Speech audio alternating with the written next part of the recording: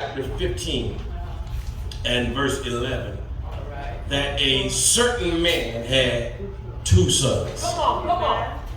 The man had multiple sons. With multiple sons come multiple personalities. Yes, Lord. It comes multiple characters and characteristics. Now the father is not just faced with what I want to do, but he has to take other things into consideration. And now he's faced with a dilemma. All right now. Do I stand firm or do I bow to the other wills or the other personalities that are in the household also?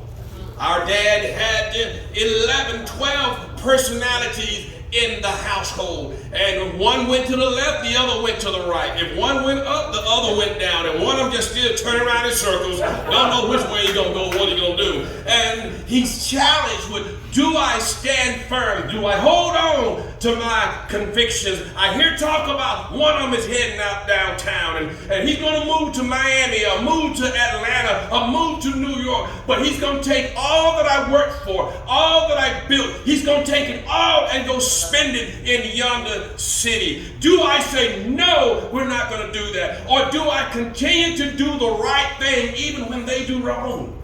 Jesus, come on.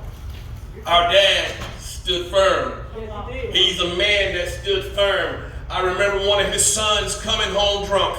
I'm not going to say one because I'm not a snitch like some other guys. And the son woke up with a headache, a hangover, and he said, Dad, can I stay home from church today? I'm not feeling good. Dad looked with that baritone voice and said, no, get ready for church. And he's just sitting on there as they play that bass drum. Boom, boom, boom, boom, boom, boom, boom, boom, boom. I'm like, does it have to be that loud in here? But he stood firm. And I don't know who the person was.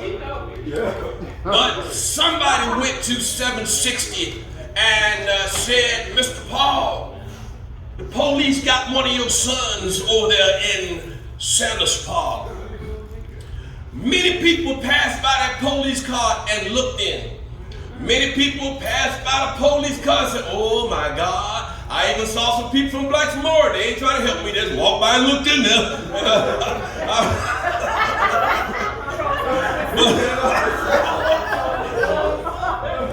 And while I'm there, I look out the dashboard and I see a familiar face. And I'm looking through the window and I'm telling the police, pull off, hurry up, pull off. And it's as though I could hear the man say, that's my son. I know he's in custody, but that's my son. I know he's got charges against him, but that's my son. And I come to get my son right now. They said, no, we're going to take him downtown. They said, no, he's right there. I'm going to get him right there. So what do? When you have multiple wills and multiple personalities, when they're doing everything you tell them not to do, and you finally come to the reality that it's not them other boys, it's my boys. Them cigarettes come from my boys. Them blues records are my boys. Them bottles are my boys. You ain't just tired, that's why your eyes red, but there's something that's inside of you and it's altering the chemical balance of your body, and it's you who are on the drugs and you who are on the alcohol. Do I change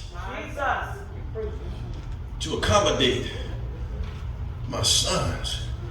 And I want to bring this to a close and say, Daddy, because you stood firm, we stand here today. Because you didn't bow down or buckle down to accommodation, we're standing here today. Because of your stance on church, we love church today. There's things I never imagined I'd do, and one is I never imagined I'd still be in church. I remember a story, and I'm going to tell you this, and I'm going to be quiet, is Mother Esther Fuller.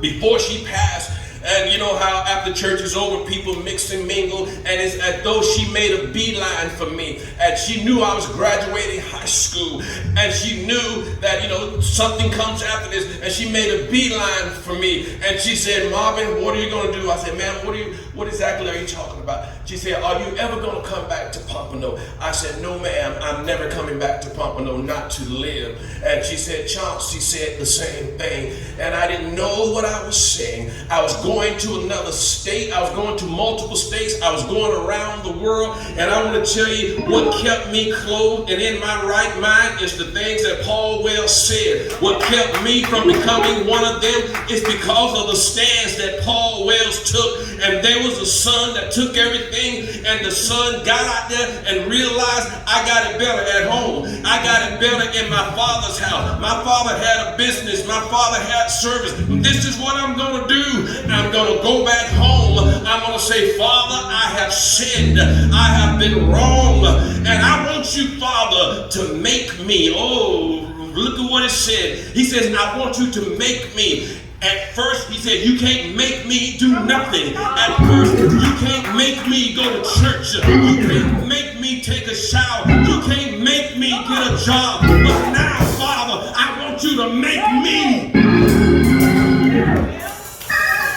And I see my sister standing up. I don't know if she get happy or she wants to shut up. But Dad, I want you to know something. All the dads, there's sometimes when you're going to have to take a stand. I want to challenge you to stand. Sometimes you have to stand alone. I want to challenge you to stand. Sometimes you have to stand in your home. I want to challenge you to home. When they try to bring strange people home, take your stand. When they try to bring drugs and alcohol, take your stand. Because my brother made a statement that if you train up a child in the way he gets in the way he should go, when he gets old, he will not depart from it. And now we're old. Our hair is gray or bald or weave. And now we're old. And we one by one are coming